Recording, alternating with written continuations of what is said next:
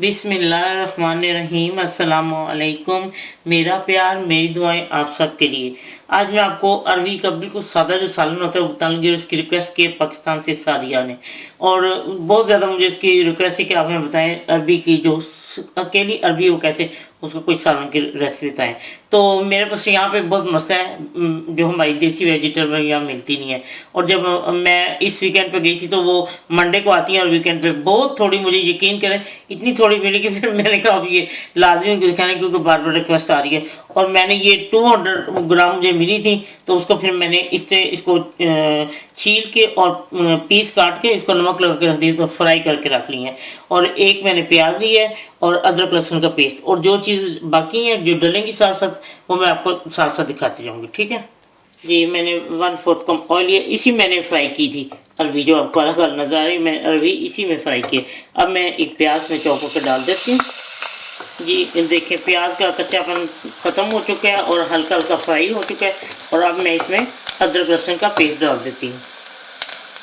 ये 1 मैंने टीस्पून से ज़्यादा था थोड़ा सा, ये आपको ज़्यादा देखो मैंने कद्दूकस किया होता है ना, मैं पेस्ट ताज़ा बनाती हूँ इसलिए मैं नहीं बना के रखती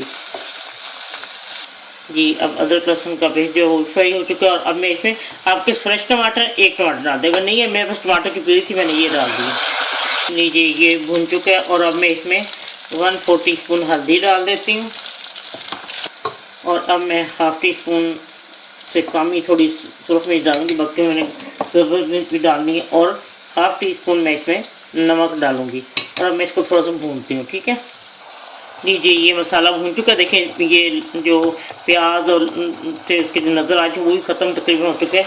और अब मैं इसमें अरबी डाल के ये अरबी को डाल देती हूँ और भूनती हूँ अच्छी तरह, फिर मैं आपको बताती हूँ जी। ये अब अच्छी तरह भून चुका है, देखें मैंने अरबी को अच्छी तरह भून लिया है।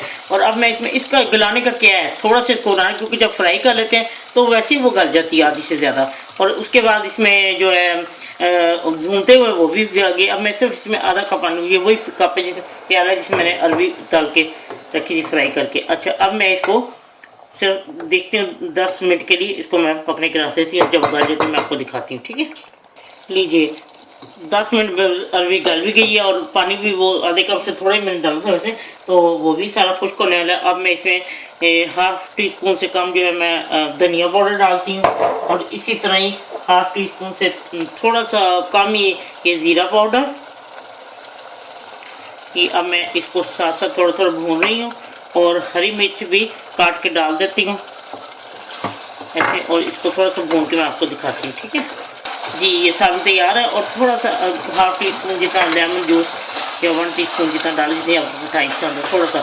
और अब ये तैयार है और मैं आपको डिश आउट करके दिखाती हूँ। और ये मैं थोड़ा सा धनिया बीच में डाल दी, ऊपर भी छिड़क दूँगी जी। लीजिए ये सादा अरबी का सालन तैयार, इसको मसाला अरबी का जो आपका दिल चाहता है उसका नाम रख लें। और अब मैं इसके ऊपर थोड़ा सा धनिया डाल देती हूँ, ये देखें। और मैंने इसके जो सब्ज़ मिर्च के बीज थे ना वो भी बचे हुए थे पहले में, वो मैंने डाल दिए थे।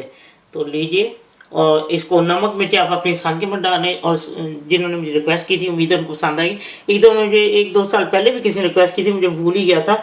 तो चले अब सब लोग जिनको ये इंतज़ार था कि खाली अरबी का सालन हो तो उनको पसंद आएगी उम्मीद है वो अपनाएंगे। बहुत ही टेस्टी है। नमक मिर्च सिर्फ अपन में फैमिली के हिसाब से कम या ज़्यादा कर सकते हैं आप। एक तो इसको बना के खाएं, देखिए कितनी सालन की शक्ल है और दिल खुश हो रहा है, दिल चाहता है भी उठा खा लें। चलें ठीक है बनाएं और फिर खाएं और फिर मुझे ज़रूर बताएं कि आपको ये कैसा लगा है। जब आपका दिल चाहे आसान और मज़ेदार खाना खाने को तो आइए ना रिदा के किचन में। प्लीज़ सब्सक्राइब करना, लाइक करना और कमेंट्स देना ना भूलें। अल्लाह हाफिज़।